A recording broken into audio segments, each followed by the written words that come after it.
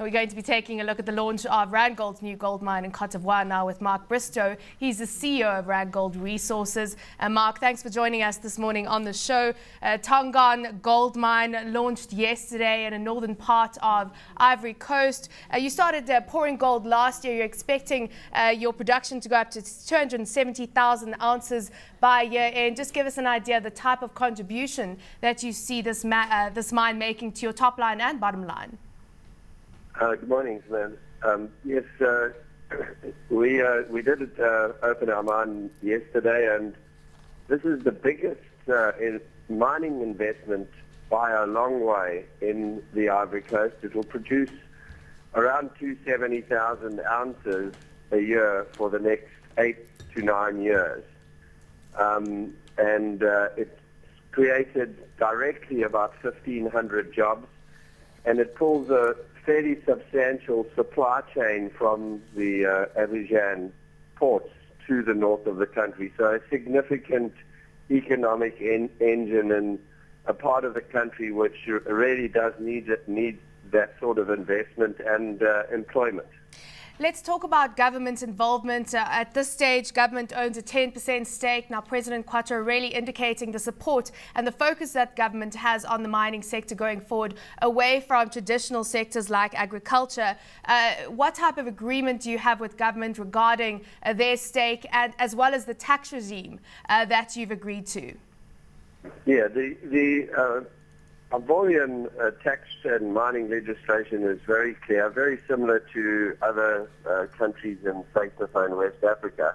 And certainly the new government that we've been dealing with, as well as the authorities within the state departments, going back many years now, they're all very committed to developing another leg to the predominantly agricultural economy, as you point out, and certainly the managing our way through the crisis along with the authorities in the north and after the elections, the Ouattara regime. We're very comfortable that they're one pro-capital. So you're not concerned that anything about nationalization and an increase in taxes once they see how lucrative the mining sector could potentially be?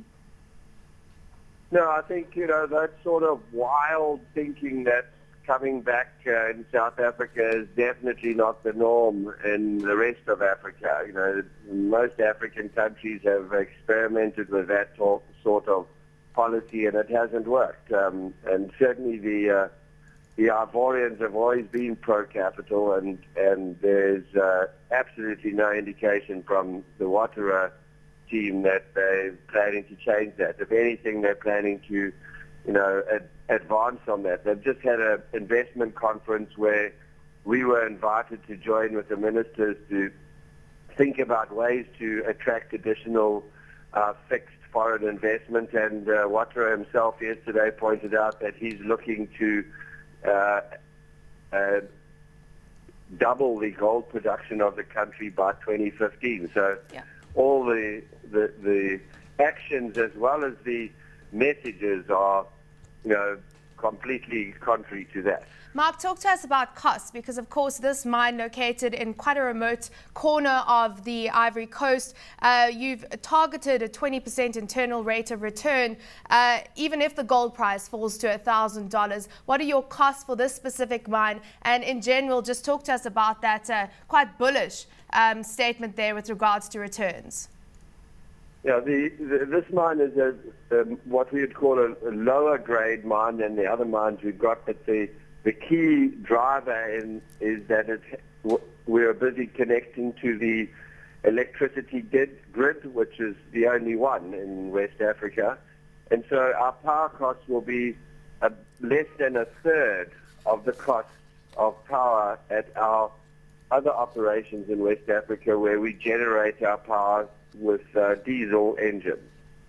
Mark. And that makes a big difference to the base cost of the mine, and we're guiding sort of 480 to 520, so around $500 an ounce life of mine total cash cost for the mine, and you don't need to be very smart with arithmetic to know that that will deliver you more than a 20% return. At least with the gold price at over $1,600, that's quite a significant return at this point. Thanks very much for your time this morning and for that update, Mark Bristow, CEO of Randgold Resources.